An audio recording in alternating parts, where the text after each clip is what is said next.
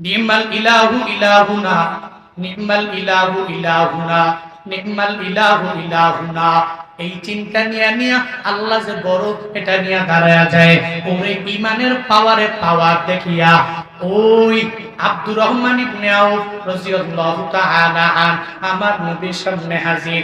উনি দেখে বধূ সাহাবী আমার মাওলার প্রেমে পাগল হইয়া সোজা বসা থেকে দাঁড়াইয়া নি'মাল ইলাহু ইলাহুনা, আমার মাওলা এত পরিমাণ ধনী। বধূ সাহাবী বুঝতে রইছে, বসা থেকে দাঁড়ায়া গেছে, ঈমান বেড়ে গেছে। আল্লাহ আমার এত বড়, নি'মাল ইলাহু ইলাহুনা, আমার আল্লাহ এত বড় যে আমি করি কম আমাদের দেয় বেশি, আমি পড়ি কম প্রতিদান দেয় বেশি, করি কম পুরস্কার দেয় বেশি। পৃথিবীতে তো মানুষগুলো কিছু কাজ করলে প্রতিদান হিসাবে অল্প কিছু দেয়, আবার মাঝে মাঝে দেয় না, আবার ধমক দেয়, কত কিছু করে। আমার আল্লাহ এত বড় আল্লাহ, আমি আল্লাহর গুণগান গাই কম, আল্লাহ খুশি হয় বেশি। সুবহানাল্লাহ পড়ে না? চিল্লা এখন মারহাবা। দাঁড়ায় গেছে, দাঁড়ায় কয় নি'মাল ইলাহু ইলাহু, আমার মাওলার চাইতে বড় ইলাহ আর নাই। নি'মাল ইলাহু ইলাহুনা, নি'মাল ইলাহু ইলাহুনা, নি'মাল ইলাহু ইলাহুনা। এই চিন্তা নিয়ে আল্লাহ যে বড় এটা নিয়ে দাঁড়ায়া যায়। ওরে ইমানের পাওয়ারে পাওয়ার দেখিয়া ওই আব্দুর রহমান ইবনে আউফ রাদিয়াল্লাহু তাআলা আন আমার নবীর সামনে হাজির। উনি দেখে বধূ সাহাবী আমার মাওলার প্রেমে পাগল হইয়া সোজা বসা থেকে দাঁড়াইয়া নি'মাল ইলাহু ইলাহুনা, আমার মাওলা এত পরিমাণ বড়, এটা জোরে জোরে চিল্লায়া চিল্লায়া জানায়া দেয়। আব্দুর রহমান ইবনে আউফের মনটা খুশি হয়ে গেল। উনি মনে মনে চিন্তা করে এই বধূ সাহাবীটা, এরে আমার কিছু দেওয়া লাগবে, হাদিয়া দেওয়া লাগবে। এ আমার মাওলারে এত পরিমাণ চিনে গেল, এরে খালি হাতে আমার নবীর দরবার থেকে ফিরাইলে হবে না। মাঝে মাঝে দেখবেন ছোট মানুষ ইসলামী সঙ্গীত এত সুন্দর করে বলে, মানুষগুলো তার পকেটগুলো হাদিয়া দিয়া ভইরা দেয়, গিফট দিয়া ভইরা দেয়। কেন কেন বলে, তুমি ছোট মানুষ সুন্দর বলতে পারলা, আমরা তোমার কাছে যতটুকু পরিমাণ আশা করেছি এর চাইতে অনেক পরিমাণ বেশি বললা। বড় তোমার পকেটে হাতিয়া দিয়া দিলাম, তোমার পকেটের মধ্যে গিফট তোমার পকেটে ঢুকায়া দিলাম।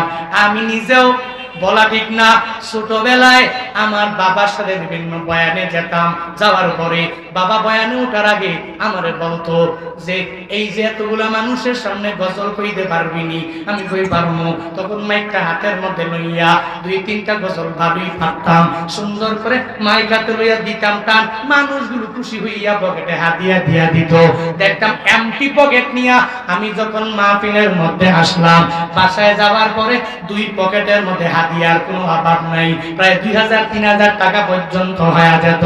মনে মনে খুশি হইতাম, বাবার সাথে গেলাম, গজল গাইলাম, মানুষ বাবা দিয়া দিল, আবার পকেটের মধ্যে হাদিয়া নিয়ে বাড়ি চলে আসলাম, তখন মনটা অনেক খুশি হয়ে যেত। ও বান্দারা, মাঝে মাঝে দেখবেন মানুষগুলো যখন গজল গায়, মানুষগুলো তার যতটুকু আশা করে এর চাইতে বেশি যখন করে ফেলে, আরেকটা মানুষ খুশি হইয়া তার হাতের মধ্যে গিফট দেয়, তার হাতের মধ্যে হাদিয়া দিয়া দেয়। আব্দুর রহমান ইবনে আউফ বলে, ও পয়গম্বর আমার, আল্লাহ পাক আমারে এত ধনী বানাইছেন, আমি এত ধনী হয়েছি, এই বধূ সাহাবীরে ফিরাইয়া দিতে পারি না। যদি পারমিশন দেন, এই অনুমতি পাওয়া গেলে আমি বাড়ি চলে যাব।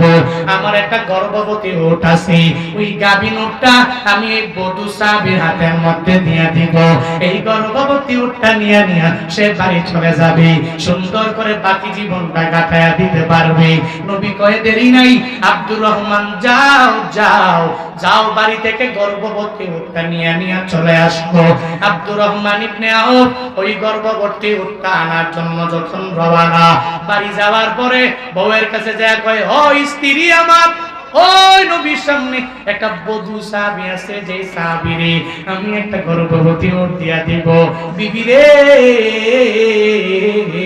তোমার মতামত একটু জানাও না।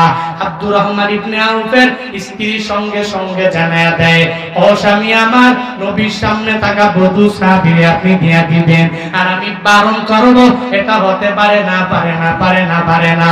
ধরেন এই গর্ভবতী উটটা নিয়া বধূ সাহাবীর কাছে গিফট দিয়া দে।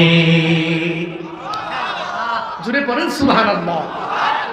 আর আমগো বড় হলে কি কইতো, ওরে খাইছে, সাহস কত বড়, এত কষ্ট করে গরু পালছি আরেকজনের দেওয়ার লেগে, হ্যাঁ সাহস কত বড় তোমার, এই গরু আমি এত কষ্ট করে পালছি, এবার গরুর ভিতরে আরেকটা বাচ্চা আইছে, কয়েকদিন পরে দুইটা পাবো, একের ভিতরে দুই, পরে খাইছে রে। এ শুনে এইসব দান করতা, এ কি দানশীল রে, ঠিক কিনা?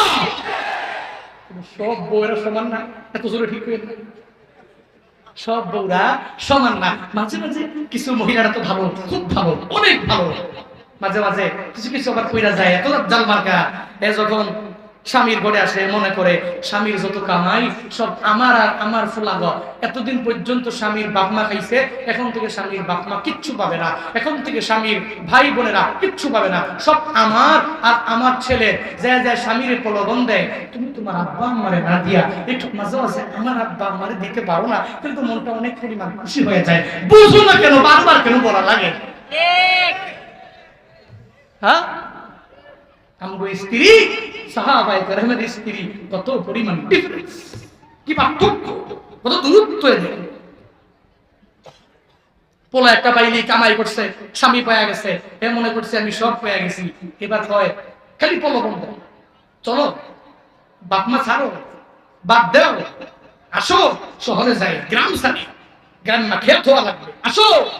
খালি বাবা মার কাছ থেকে কিভাবে তাকে বারবার বারবার বারবার খুঁচাইয়া খুঁচাইয়া কিভাবে বাবা মার কাছ থেকে আলাদা করা লাগবে, এই চিন্তা তার ভিতরে থাকে। সর্বাবস্থায় স্বামীকে বলতে বলতে কাম করা দিতে দিতে দিতে দিতে পাগল করে ফেলেছে। এরকম কিছু মহিলা, এরকম কিছু নারী আমাদের সমাজে আছে না নাই?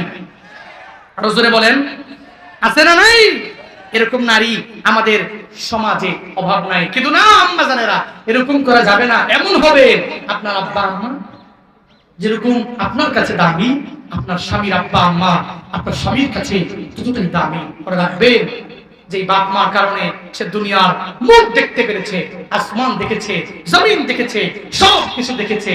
সাবধান আম্মা জানেরা, আমার বোনেরা, কশিন কালেও আপনার স্বামীকে আপনি বারণ করবেন না আব্বা আম্মাকে দেওয়ার জন্য। নিজের পুরো মনটাকে এত উৎফুল্ল রাখবেন, এত মায়া রাখবেন, যা আসবে দিয়া দিবেন। আল্লাহ পাক আমাদের মা বোনদেরকেও দানশীলা নারী হওয়ার তৌফিক দান করেন। আরো জোরে বলেন আমিন। আব্দুর রহমান ইবনে আউফ ছোট্ট শেষ করে দিচ্ছি, উনি গর্ভবতী উটটা নিয়ে দিয়া দিলেন, ধরো তোমার এটা দিয়া দিলাম। ও খুশি হয়ে গেছে, এবার আল্লাহর কাছে বড় পছন্দ হয়ে গেছে। আল্লাহ কয়, এই জিবরাইল যাও না, নবীর কাছে গিয়া কও না আব্দুর রহমান ইবনে আউফ যে দান করছে, দানটা এত এত এত গুরুত্বপূর্ণ দান হইছে, আমি আল্লাহ খুশি হইয়া ৭৯,০০০ উট আল্লাহর দরবারে দান করলে যে সওয়াব হতো একটা উট বধূ সাহাবীকে দেওয়ার কারণে পরিমাণ প্রতিদান আমি আমল নামায় আব্দুর রহমান ইবনে আউফের আমল নামায় দিয়া দিলাম। আরো জোরে সুবহানাল্লাহ, আরো জোরে চিল্লায় পড়েন সুবহানাল্লাহ। এজন্য মাঝে মাঝে দান করবেন, দেখবেন যে কোন সময় দান আল্লাহর কাছে অনেক পরিমাণ ইম্পর্টেন্ট হয়ে গেল, গুরুত্বপূর্ণ হয়ে গেল। মাঝে মাঝে মসজিদে গেলে দিবেন, মাদ্রাসায় গেলে দিবেন, নিজের হাতটাকে খোলা রাখবেন, মানবতার কাজে নিজের কিছু টাকা পয়সা খরচ করবেন। মাঝে মাঝে একটা ফাউন্ডেশন খুলবেন, একটা হিউম্যানিটি সংস্থা যেটা মানবতার কাজে সর্বাবস্থায় যাবে, এরকম একটা অর্গানাইজেশন খুলে নিজে লিডার হবেন, সবাই নেবেন, বন্ধু বান্ধবরে নিয়ে কিছু কিছু টাকা ওই জায়গায় রাখবেন, যা পান এগুলা দিয়া যখন মানুষ বিপদে পড়ে, মুসিবতে পড়ে, মানুষের পাশে গিয়ে দাঁড়াবেন, দানশীল হবেন। মনে রাখবেন আপনার ছোট থেকে ছোট দান আল্লাহ পাক কোন সময় কবুল করে এটা বলা যায় না। মনে রাখবেন সব অবস্থায় দান করলে আল্লাহ পাক ঠকায় না, আল্লাহ বাড়ায়া দেয়, বাড়ায়া দেয়। আল্লাহ পাক আমাদের প্রত্যেককে দানশীল বানায়া দেন। আরো জোরে বলেন আমিন। নবী যদি রুরু আচরণের অধিকারী হইতেন তাইলে নবী তারে কইতো, এই বেটা বধূ সাহাবী তুই গ্রাম্য যাও, আমার কাছে এসছো, আবার কও তুই ফেরেশতাদের দেও কেউ কি গীত কইতাছো তুমি, তোমার ধম দিয়ে তারা দিত যদি নবী দিত তাহলে সে সূরা ইখলাস শিখতো না, সে আমল শিখে নি'মাল ইলাহু ইলাহুনা এটা বলতো না। আব্দুর রহমান ইবনে আউফ তার চলার পথে চাকাটাকে সচল করার লক্ষ্যে যে গর্ভবতী হোক ওটাও দেওয়া হইতো না। আর এজন্যই তো তিনি রাহমাতুল লিল আলামিন, মায়া দ্বারা ভরা পৃথিবীতে যত লিডার আর যত নেতা, সব নেতার নেতাকে হযরত মুহাম্মদ রাসূলুল্লাহ সাল্লাল্লাহু আলাইহি ওয়াসাল্লাম, যার আখলাক, তার চরিত্র এত সুন্দর ছিল। ও মেম্বারেরা, ও নেতারা, আপনারাও চলার পথে এমন আখলাক নিয়ে চলবেন, এমন চরিত্র নিয়ে চলবেন, নিজেকে এমন বানাবেন যাতে করে আপনার মরণের পরে মানুষগুলো কমেন্টে আইসা আলহামদুলিল্লাহ না বলে, মানুষগুলো ইন্না লিল্লাহি যাতে করে পড়ে। এরকম জীবন গঠন করার তৌফিক আল্লাহ পাক সবাইকে দান করুন। আরো জোরে পড়েন আমিন। এই মাহফিলটা প্রতি বছর হয়, ৮ম বার্ষিক মাহফিল ৭টা হইছে, এবার আল্লাহ হায়াতে বাঁচায় রাখলে কেউ বাঁচবো কেউ মরবো, ৯ম হবে। কে আছে মাহফিলে? অনেক পরিমাণ খরচ হয়, এক্সপেন্সিভ অনেক পরিমাণ, হ্যাঁ